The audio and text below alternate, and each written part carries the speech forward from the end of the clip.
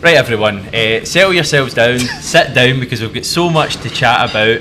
Celtic have beaten Hearts by 4-3 at Tynecastle, Stevie. We've got loads of football to chat about, loads of kind of non-football as well, and hopefully we can have a wee laugh, because it's been quite a kind of fun-filled afternoon for us. We've enjoyed the game. Thankfully, Celtic get the 3 points. What's your original take in the afternoon?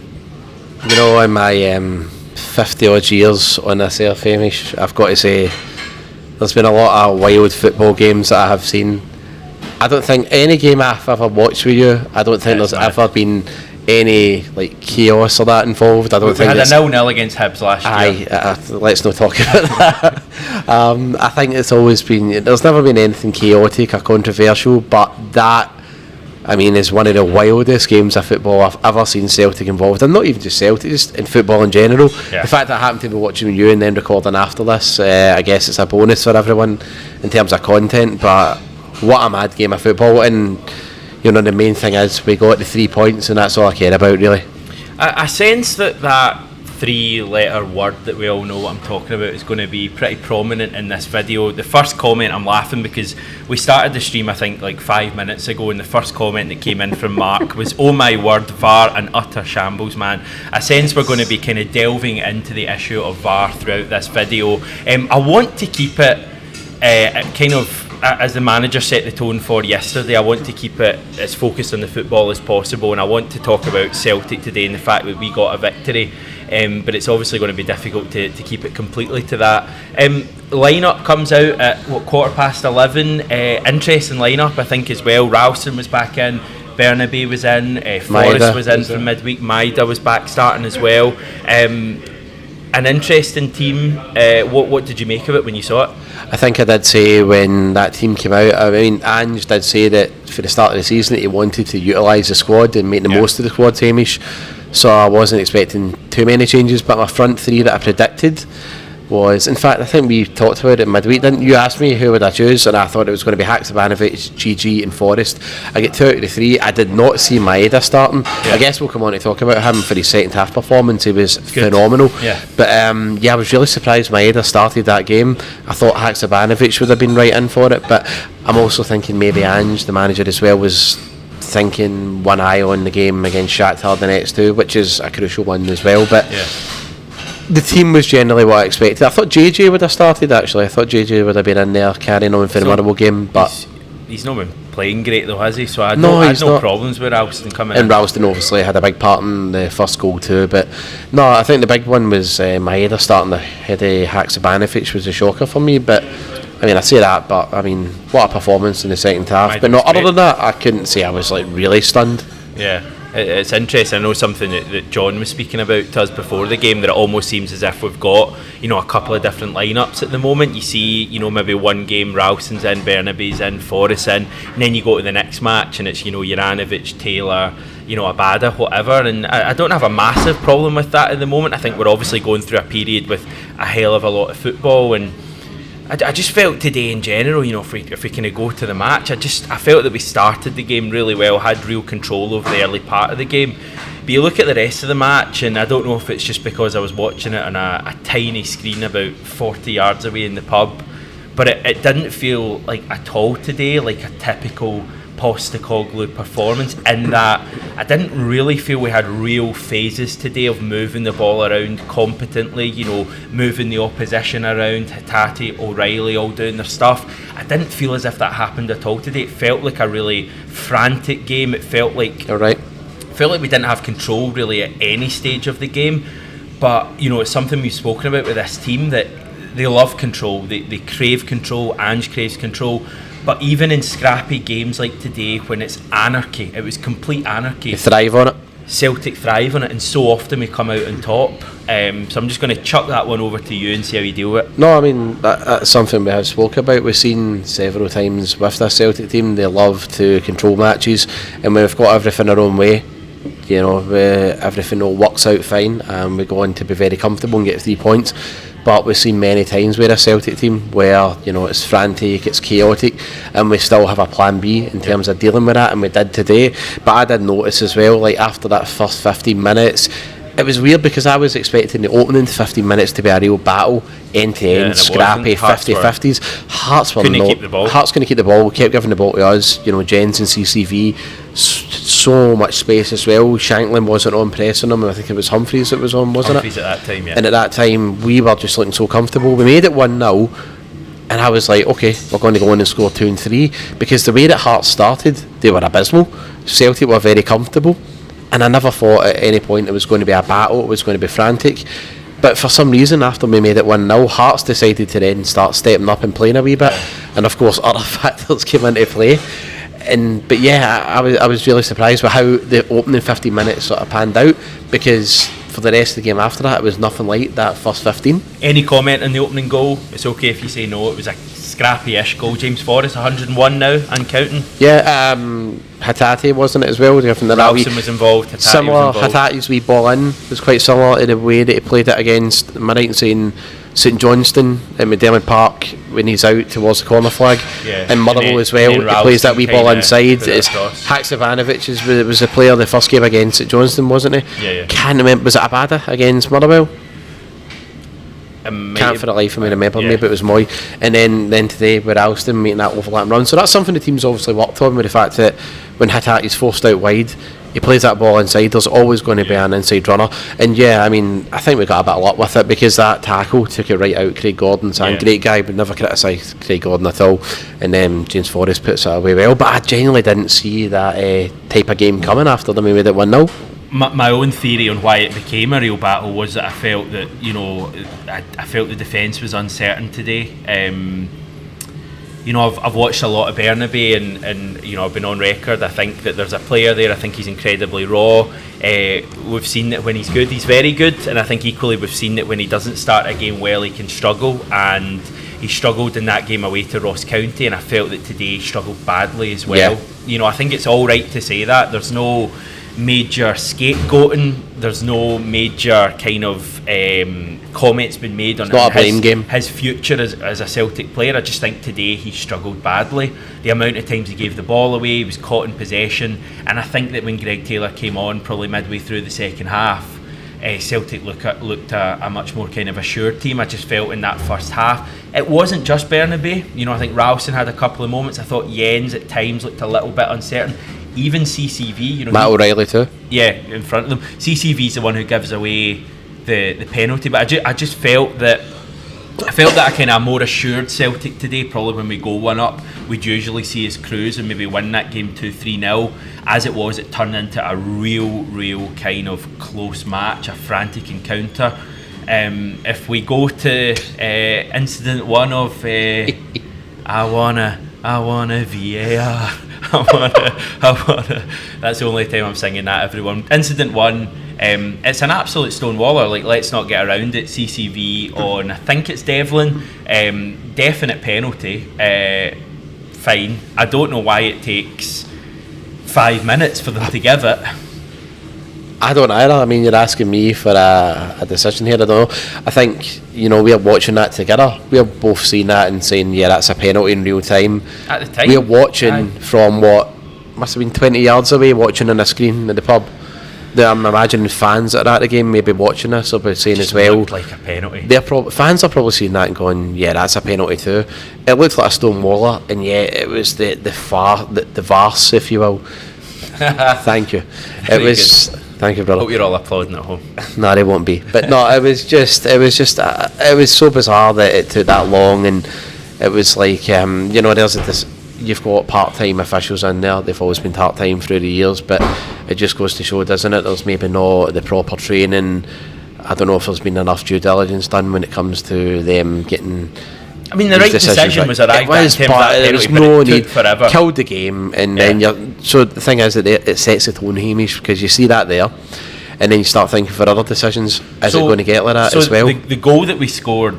It was at Ralston, headed it in. I don't know if is that. I think that's before the penalty. That would have made it 2-0. 2-0. Like for that, for me, you know, we're hearing from various people who weren't watching it in a pub that the whistle was apparently blown too early, and therefore the play was kind of dead by the time Ralston headed it in, and they therefore couldn't go back. Now, to me, that's just basic stuff with VAR. You let the game flow or go for as long as possible, and then if the ball goes in, you look back at it. Because I don't know about you, but having watched that replay, I mean, for me that's we'll come on to the handball thing, because I've got a bit to say about that, but for me that Ralston goal is a shambolic decision, because Ralston's clearly onside. I think it's Maida's offside. I know there's a bit of chat maybe about two things. One is Maida possibly interfering in play, possibly, I don't think so, and the other one is Giakoumakis is kind of grappling with whatever defender. But for me, that is a goal, and VAR, after again spending 3 or 4 minutes, takes it away. If I can just say one thing, in fact no, I'll say more than one thing, but I've noted down that when I did say, is this going to be a good thing to have VAR in Scottish football, it was going to be part over product every time, and it's going to be that way. Now, it's all very well and good, me and you having a laugh about it here, saying Scottish football, it's good part, but Scottish football has never been about the end product. It's never been about for the fans. It's never been about betting in itself. It's always just a case of, we're in this wee league, let's just have a laugh and let's just have a big joke about it. And it's now became a caricature of itself, and it's all because of stuff like this as well. Yeah. It's not about getting the right decision. It's not about doing it efficiently and being quick. It's always just turns into a bit of a parody of itself. And unfortunately, with VR, it's going to be that way as well. I have no doubt that this is going to be not a one-off. Other games in the SPFL today, they'll be kicking off now, are going to be seeing shambolic decisions. But see, when the Sky cameras are here, and when the Sky cameras are ramped up, it seems to be even more pressure, more eyes are on it.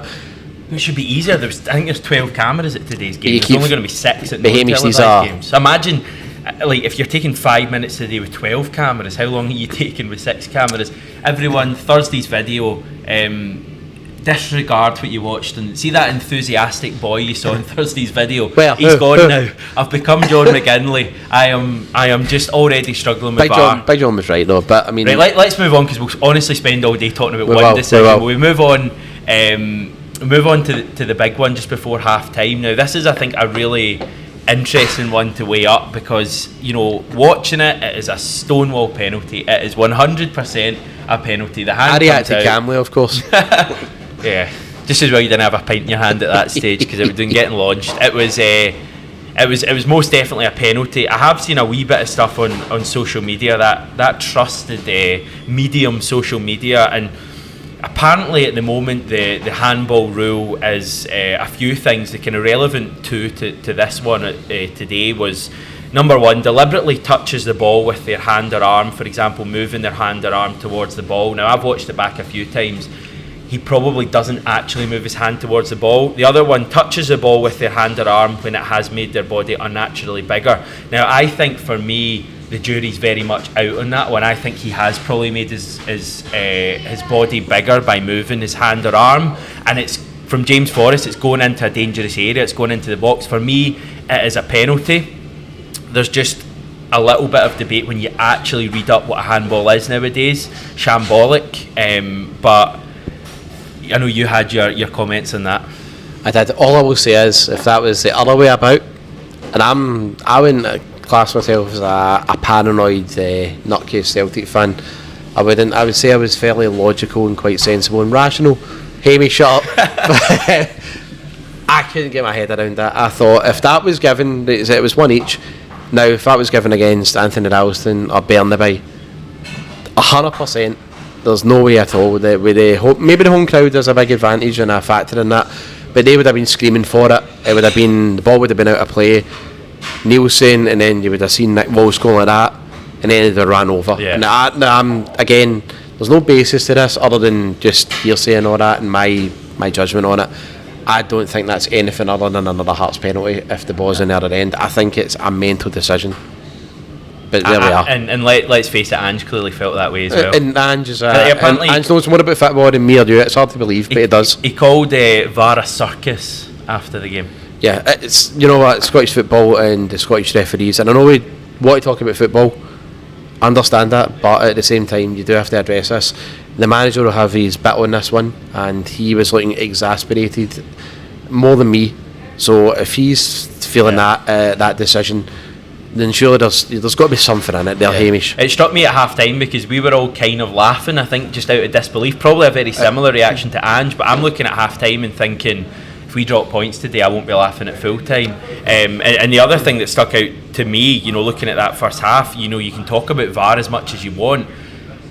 Two kind of stonewall penalties for me, and Nick Walsh, the referee on the pitch, who is still the main guy. As much as all the chat is about VAR, he cannot be using VAR as a crutch.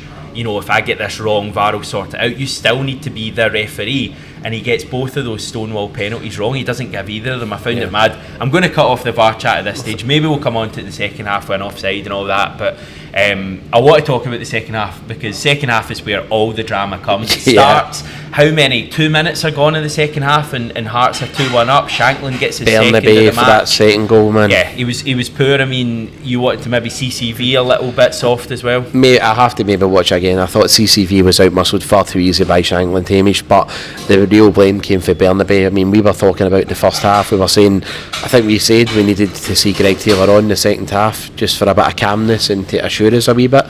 We were just looking for that in the second half, for an out ball, just to an experienced head, shall we say, in a away ground which is quite tough and difficult to go to. It genuinely is.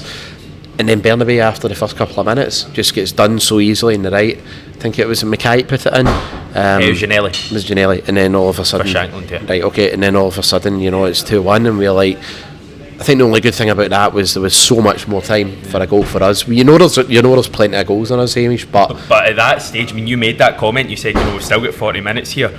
I was not confident at that stage, and then a certain Aaron Mooy, who we'll come on to talk about in positive terms, misses like an unbelievable chance. And at that stage, we're thinking, is it one of these days? Yeah, and again, I couldn't believe the miss. It was a shocker. You saw the state of me watching the pub. That was before the miss.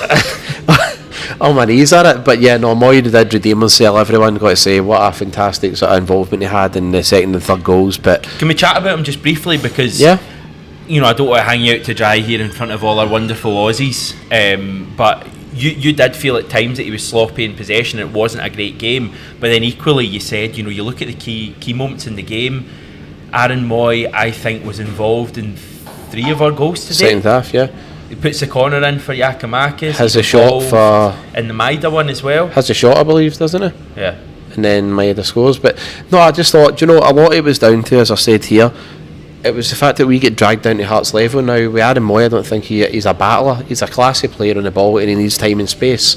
When you give Aaron Mooy time and space, he will pick out a man, and he's so good. You saw it in the last 2 games. We started that game so well, but when you see that match, we get dragged down to Hearts level. We were, it turned into a 50-50, and we were looking for every second ball after that. Ball was up in the air, and ball was just in, it was hardly in the deck a lot. And we had a Mooy, couldn't get involved as much because he didn't have it in the deck, and we were just fighting for that second ball. But I got to say, and I was expecting changes when it was 2-1, Hamish, but Aaron Mooy really did come on to a game after that. I honestly love the guy. He's brilliant. But did you say, I've noted it here, you said it was the first... No, it was a good thing. The goal he scored was the first goal for a set piece since Welsh and Aberdeen. It's not quite get the same ring to it as first goal for a set piece since Barcelona 2012. But maybe so, but still, it was a big deal, and it was a fantastic delivery for Gigi. Amazing to see him scoring, direct for corners. Fantastic delivery, because in the first few games of the season we were looking like a threat. Yeah. Remember Ross County and all that we had as well, Kilmarnock too, and then we saw there. It was fantastic header for Gigi. What do you think of Gigi today? Really quiet game, but still walks away with a goal. Still scored. That's a typical striker's performance, isn't it? With Kyogo in that type of game, he would have thrived in that second half with the amount of space we were getting to, but Gigi scored, so fair play. Right, help me out, Stevie. What happens for this point? So it's 2 each. Then Maida scores. 3-2 up. I thought what a second half. He set up the Mooy chance as well with that wee back heel. Hatati, I think, runs down the right. Chance. He had another one as well that he kind of set up, I think, that didn't come to anything, and then he scores. I mean, I messaged just before his goal to say, wow, Maida's playing really well here, and then he pops up with a goal to put us 3-2 up. And then we have another penalty going against us, and I think if we're honest, again, it's a stonewaller. It's Jens this time. Jens, yeah. It's a stonewaller, and then what the hell happens for the next 5 minutes? I think, what is it? It's so Shanklin's saved. Giannelli and then Giannelli scores, and then but he was encroaching in the box. Yeah, so then the it's referee then retakes the penalty, scores. Which I think is like a farcical rule. But It's I suppose mad. I think Moritz Jens was also encroaching. So But it was, of course, it's a Nick Walsh show. Sky are on location. Nick Walsh is there. He's going to make it about himself, and Nick Walsh did make it about himself. Everyone, of course, it's the Nicholas Walsh that we know and love. But Celtic, as always, had to do it again, despite a ref. what are you thinking at 3-3, 2-2? You know what I said? No, 3 each. You know what I said 3-3. to you? What do you We're think, sitting 3-3? right next. How many pints did you have? We're sitting right next to each other, and I did say, yeah, at this moment in time, at 3 each, I'll take a draw. I'm aware of the game that's happening in Ibrox later. I'm aware of the run that we've got. I'm aware that we've got to always stay and set the tempo. And before this World Cup, we've got to win every game. I know that. The way that was going, and how chaotic it was, and how farcical it was, Hamish, I just said, Farcical. yes, thank you. I just said, you know what? I'll take the draw. I don't care. I just want to get this one over and done with. Right, I want to see the Just chat not getting firing beat. up now. Abuse to Stevie. Don't abuse me. Take a Don't. draw. Take a draw. We are Celtic. We're going to Hearts. We're going to Hearts, And we're of course, dominating and them at there's that VAR in play, and Nick So is- Walsh is the ref. Okay. That's all I'm saying, and we saw how mental that game was. So at that point, I would have been saying, fine. Just as well you're I not don't managing care. us. Well, I've never claimed to ever effectively manage us, Hamish, but no, thankfully our manager has a better brain than me. Well, me. I mean, thousands of others do, millions even. Billions. And anyway, the triple change was key Yeah. because Haksabanovic came on. I mean, we love Excellent. him as a player. Greg Taylor came Yeah. on, and also Forrest came off, and Abada came on. No, all three of them were excellent. They made a difference. I mean, and yeah. Greg, if we chat about Greg Taylor now, because that guy, like, I'm actually getting to the stage where I love him. I don't know if you saw the video the club put out yesterday of like the behind the scenes kind of yearly photo that they do, and Greg Taylor was a huge part of that. Again, he is, in case people don't know, I think sometimes you look at Greg Taylor and you look at him as a wee bit of an unsung hero and an honest player. He is like the heartbeat of that dressing room. I think, you know, along with Juranovic, those are the two we always hear about as being the big figures in that Celtic dressing room. He's loved by his teammates. He is a big figure, and scoring that goal today was just such a fitting goal scorer. Don't know how you feel, but I think if I was looking at that Celtic squad today, who do I want that to drop to, you know, at the back post to score the winner for a 4-3 win? 15 minutes to go at Tynecastle. Greg Taylor's top of my list. Amazing. What a moment. Yeah, it was a great moment for him, and the thing is, we were screaming for him to come on. I mean, I think ideally he should have been starting there, but can I just say, cheers, I'm just looking here, I'm getting pelters for saying that I would take a draw. I'm sorry, but I'm not going to change my call. I'm not changing my mind at the To be time. fair, I've made you out to be really bad. You didn't make it out like a massive statement. I No, think I you were was- talking about the anarchy that was I think going I on. just did not want to lose that game, that was it. But yeah, I mean, Greg Taylor, I think from the Aberdeen game this season, he has been exceptional. Pretty much every game Greg Taylor's played in, you know, he's been either man of the match or he's been so competent. I don't think I've seen Greg Taylor have a really poor game this season. Mark talking about the cheeser that he had. I mean, amazing celebrations, wasn't it? It was amazing. I mean, for everybody, all the fans being there at the game, must have been such a huge moment. I guess when we look back on this one, what do you think in terms of this game? Do you think when we look back on it at the end of the season, it's going to be one of the huge games and huge we get a win, or do you think there's still way more to come in the season? It's so hard to like weigh it up because so much happened in that game that it almost became kind of comical, that game at stages. Like Hearts scored to make it 3-3, and I wasn't absolutely gutted about it because I kind of felt like we might score a goal, like another goal. I felt there's a fair chance of that, so it almost became like there was so much had happened that it almost kind of lessened the feeling of how important a game it was.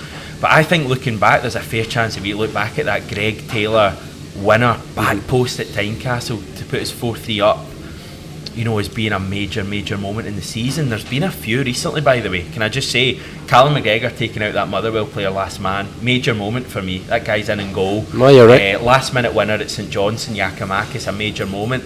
And I think with today just being Hearts, I know they're struggling a bit, they've got injuries, but it's Hearts at Tynecastle and all the VAR stuff that won't be forgotten, by the way. People remember today as being the day that VAR arrived in Scottish football, or certainly for Celtic.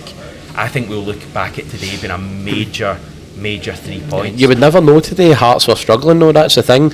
I mean, before the game got into it, I genuinely did see us, battering them. I thought, watching Hearts in the last few games, they've been poor, really, really bad, and even the people we know who support Hearts were expecting Celtic to run away with it. Didn't quite happen today. It was, for the neutral sun game of football, it shouldn't have got to that stage, but I guess we'll look back on it and say, but I agree with you. I mean, there's been some huge moments, there'll be more to come.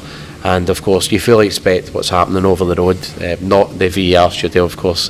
Just up the road, by the way. It genuinely is. We're heading up there after. No, we're not. We're not. Legal disclaimer on it. But yeah, I know what's happening. I fully expect Rangers, of course, to get 3 points against Livingston. I don't think that's happening right now, but I think they will. Yeah. But yeah, so there's going to be more twists and turns to come. But that was just a massive win today. And yeah, even though I said because it was that much of a farce and so chaotic, I would have taken the draw. Delight. I mean, the scenes of that fourth goal, and I think was crucial was after Hearts made it 3 each, and I said that when we made it 4-3, there seemed to be a universal feeling that we were going to hold out for it because we'd made the changes as well, didn't we? Well, that's what I'm saying. Having Greg Taylor in the back line over Bernabe, he's just so much more solid. That is, Bernabe has to work on his ball retention in his own kind of final third, because gave it away far too often, and Taylor's far more confident in that. And you're right, Hearts created nothing really. In fact, we had chances. I think we had the goal from Abada, was it? And he's potentially just offside. Well, listen, Nick Walsh was some player for Hearts today. So no, I mean, I think I was celebrating that because I thought the VR was going to give it. I don't know how it's going to go with this. I don't know. Can I just say, Stevie's jumping about like a madman, as if he's been like under a rock for the last 5 years while VAR's been around, mate. You don't celebrate offside kind of on the edge goals. Yeah. I wasn't even celebrating like Maida's goal because I'm thinking, was Maida offside there? But he clearly wasn't. Who knows? I mean, the next game in VAR is what? Is it Dundee United? At home, not as a one before that. VAR's every game now, so we've got Shakhtar, who is it? Livingston next Livingston. I forgot about that. Yeah. It's going to be interesting, isn't it? But the main thing is, it's very easy to, if we had dropped points today, we would have been talking about VAR. I think like we did last week, we won 6-1, but we were all talking about that ridiculous decision with Steve McLean to not make it 7-1 and his general performance. We've won again today, we've got the 3 points, but we do have to talk about the concerns about VAR. Just because you win doesn't take away from the performance. VAR worked horrendously today, the time that it took, and I think the decisions that it made, the real kind of big decisions from our point of view, the offside and the penalty for me are both wrong. Right, I want to fire through comments. Freya Lawrence getting in touch. Mooy was outstanding. Mooy. Great. Mooy had a big... Alright, Pixar. He had honestly, second half, him, Maeda, their involvement in the goals. Yeah, it's hard to agree, disagree. You just group those two together because they're... No, they were just hard to. It's hard to disagree. Mooy was outstanding that second half. Well played. Alan coming up with what VAR stands for. Very average refereeing. Average is an understatement. Awful. I have to say, Alan. I'd maybe put awful in there. Edward saying, Stevie, you ain't drunk enough. We should have seen me before we did this. Yeah. So I've sobered up miraculously just out of professionalism. Craven. Saying Hacksaw looks the business. Not does. Sure about the Hacksaw, but what a player he is, by the way. What a player. He's brilliant. I love is he's like, you commented on it, he's direct, right? He's amazing. He doesn't mess around, but equally, see if he's right footed, right? See if he's on his left hand side and he's taking it down to the touchline and he thinks he can work it back onto right to have a better chance. He does it. The guy's got no fear. No fear. It doesn't matter if he's up against Hearts or you'll see him against Shakhtar. He plays the same way. He's got no fear at all. I'm telling you right now. Love the guy. He's got to start. What a player. I honestly think, I don't want to get too excited because he's not played that much, but what I've seen of him, I think he's... And the thing I like about him, a bit like Jota, it's fine doing it at Celtic Park, big pitch, home support and that. A game like today at Tynecastle, he was great when he came on, tight pitch. And not only that, can I just say, with Haksabanovic as well, I know he plays all the same way and all that, but he is a genuine joy to watch. And he's got, every player, he's going to go... It's going to happen in cycles. He's going to have a dip. And he's not going to, things aren't going to come off for him, but it doesn't seem like he's going to let that affect him. He just seems to be so full of confidence all the time. Exceptional player. Greg Taylor coming in for a bit of love as well from Colin Stewart. he just, I know we've touched on Greg Taylor, but he did deserve that moment today. He did. That's all I can say. He did. He's been one of our best players all season. Shout right now for the player of the year. That's how good he's been. And I think with the way, genuinely, I think he is. Would you give it to Greg Taylor right now? Right now, I mean, Greg Taylor's probably the shout, yeah. Okay. I don't know if people turning to you here, people in the comments disagree. Yeah. But I think Greg Taylor has been a star this season for us. Where does it leave us? We go into Tuesday night. Shakhtar. Listen, Shakhtar are a hell of a step up. Is VAR happening on Tuesday? But it's the UEFA lads. It's not the boys over there. It's UEFA. I don't know where UEFA do it from. Do they have a? We'll find out. Don't worry. We'll be coming live for Neon or something on Tuesday night. But aye, that's the proper VAR. Hopefully not the same kind of shambles with taking 5 minutes to give a clear-cut penalty, etc. But Tuesday night, in terms of the football, we go into that, and I think that's we've said this for basically every game in the Champions League so far, but I think that's a winnable game for Celtic, and if we can win that, yeah, it may not be enough to get us third place, but it makes it interesting for match day 6, and it keeps the momentum going into Livingston next Sunday, which is going to be another big game. Something to play for, isn't it? And the team just, as you say, momentum's a big thing there.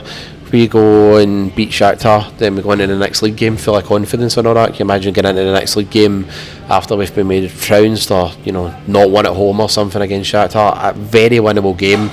Not being arrogant about it. I just think we've got the team to win the match. We've got the players to win the match. But if we don't get a result out of it, then I don't know how it will affect on confidence wise. But we're in a good run now, and we've got to just keep it up. Stevie, we'll leave it there, mate. Unless you got anything else you want to say. See that? Nah.